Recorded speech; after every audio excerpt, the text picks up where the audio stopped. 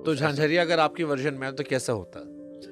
किस्सा अजीब था पहली मुलाकात का, आलम गजब हुआ मेरे दिल के हाल का।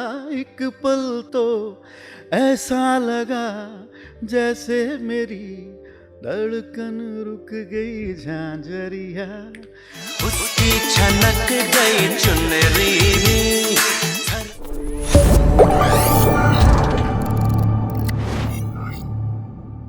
आपका पहला गाना झांझरिया। चलिए ये छोड़ देते हैं, कई बार सौदा करना पड़ता है, काम शुरू करने के लिए भी सौदा शुरू करना पड़ता है। बड़ा अफसोस है क्योंकि पहला गाना था। नहीं, कोई अफसोस नहीं है, शायद उसी वजह से ही आगे गेम स्टार्ट हुई। एक्चुअली उसमें मैं कहूँगा कि म्यूज़िक कंपोज़र की भी कोई गलती नहीं थी, क्योंकि म्यूज़िक कंपनी का डिसीज़न था कि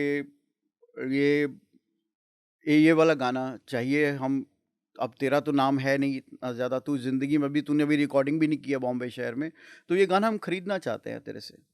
तो दे paid me the price, I happily give it. तो ट्यून भी दे दी तो क्या हो गया वो। तो फिर ये लीक कैसे हुआ? लीक नहीं हुआ, म्यूज़िक कंपनी के साथ डील हुआ बाकायदा मेरा कि इसको दूसरे कंपोज़र को दिया जाएगा और उनका तुम्हारा नाम लिरिक्स में आएगा। तो मैं I wanted to sing this song, लेकिन उस टाइम पे फिर म्यूज़िक कंपनी ने बोला यार कुमार शानू, उदित नारायण, सोनू निगम, अभिजीत भट्टाचार्य, ये सारे टॉप के सिंगर हैं, उदित नारायण वगैरह सब, तो मतलब तेरे को गाने का चांस कैसे दे देते? तो पॉसिबल ही नहीं हो सकता। तो मैंने कहा ठीक है सर, क्या करने? फिर बोले नहीं, आप तुम्हारे साथ हम फिल्म करेंगे। फिर मासूम फिल्म, परवीन भाई, I respect him as a godfather. Tinu ji और परवीन शाह, ये दोनों के लिए मैं ईश्वर से कहूँगा कि ये जो ज़िंदगी उन्होंने, ये दो लोग मुझे मिलाए, मुझे खुद मालूम नहीं हुआ कि मेरे पास पहले से ही प्लेटफॉर्म रेडी था। तो फिर वो मासूम फिल्म जब बनी, जिसमें ये गाना था, छोटा बच्चा जान ये गया। जो तेरी पायलों की छन छन, हाँ। काले लिबास में बदन गोरा यूं लगे ईमान से, जैसे हीरा निकल रहा हो कोयले की खान से। तो वो दौर में मैं इतना ज़्यादा तैयार होके दिल्ली से आया था ना, मैं ज्वालामुखी, मेरा ब्रीफकेस नहीं था, वो ज्वालामुखी था, फटा पूरी तरह से। 4-5 साल मैं किसी राइटर्स के साथ भी, मैं किसी ऐसा नहीं था कि मुझे समीर जी मतलब इतना कमाल, लेकिन 4-5 म्यूज़िक डायरेक्टर्स सबको समीर जी संभाल रहे थे अकेले। जावेद अख्तर साहब, गुलजार साहब, यहाँ तक मेरी पहुँच नहीं थी। अब मेरे पास जो ब्रीफकेस में गाने भरे हुए थे, वो अलग-अलग कॉपी थी, ये इतने टेम्पो वाले, ये शराब वाले, ये एनर्जी वाले, ये क्लब वाले, इस तरह से मतलब अलग-अलग। इवन भजन थे बहुत सारे उसमें। अभी तो भजन की बात करूँगा बाद में, थोड़ा बीच में स्पिरिचुअल जाने का भी मौका मिला मेरे को। तो तो जब ये फिल्म मासूम आई तो छोटा, उनको बच्चे के ऊपर एक गाना चाहिए था, आदित्य ने गाया था शायद। आदित्य नारायण का गाना था, डेब्यू सॉन्ग उसका है। डेब्यू सॉन्ग था उसका। तो जब मैं आदित्य से घर पे रिहर्सल करा रहा था, एक तो मैं नया म्यूजिक डायरेक्टर था, किसी ने मेरी शक्ल नहीं देखी थी और बॉम्बे आपको में। उदित जी पसंद ही बहुत है। उदित जी पसंद है। तो मुझे याद है दीपा जी, जब मैं गाना तैयार करा तो दीपा जी, अरे इतना ऊंचा कहाँ क्यों गवा रहे आनंद जी, बच्चा है। तो उन्होंने मुझसे मैंने कहा भाई मेरी ज़िंदगी का पहला गाना है, रिकॉर्ड कर रहा हूँ मैं, प्लीज़ मुझे आप थोड़ा सा करवाने दे। तो देन बहुत ही अच्छे से उन्होंने बड़ा अच्छा वक्त दिया। उनके घर पे ही रिहर्सल कराने गया था मैं। ना दिन दिन ना दिन दिन ना नाचना चाह देंगे। मैंने आमिर खान की एक फिल्म देखी थी, अकेले हम अकेले तुम।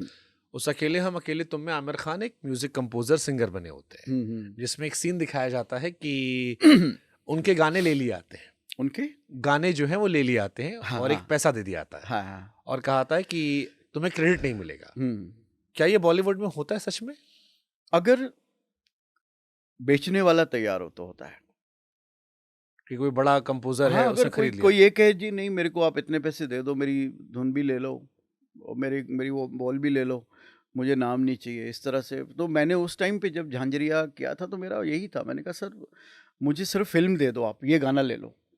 तो उस गाने के बदले मुझे फिल्म मिली तो थी। बट आपने ऐसा क्यों? आपको पैसे की दिक्कत तो नहीं? आप तो नहीं, पैसे की बात नहीं, फिल्म ली थी मैंने कहा सर मुझे अब वो छोटी वाली फिल्म दे दो, ये गाना ले लो।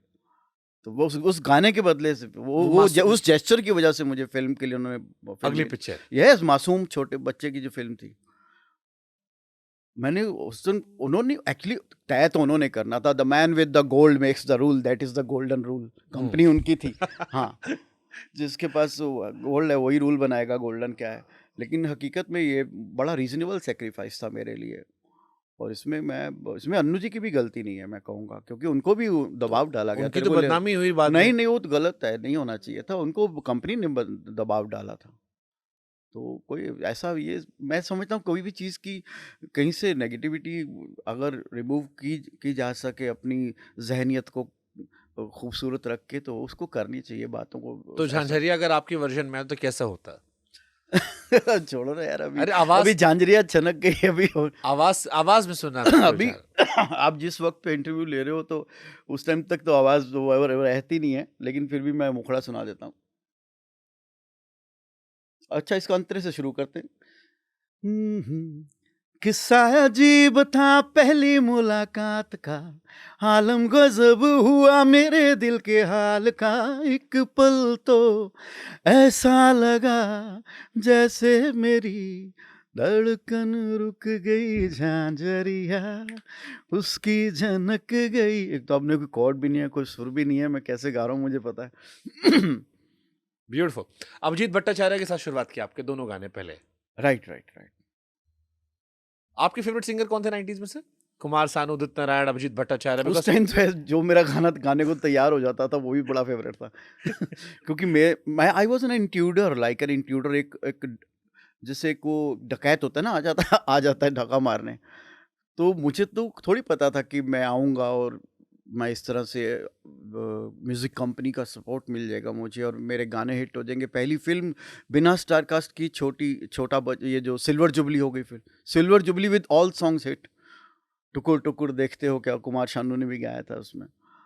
काले लिबास उदित ने गाया था। ये जो तेरी पायलों की छन अभी जिंदगी की पहली फिल्म मैंने सबसे गवा लिया। सिर्फ सोनू का उसमें कोई गाना नहीं था। सोनू जी की शायद उस टाइम पे वो हमारे पास ऐसी वो था नहीं सिचुएशन कोई।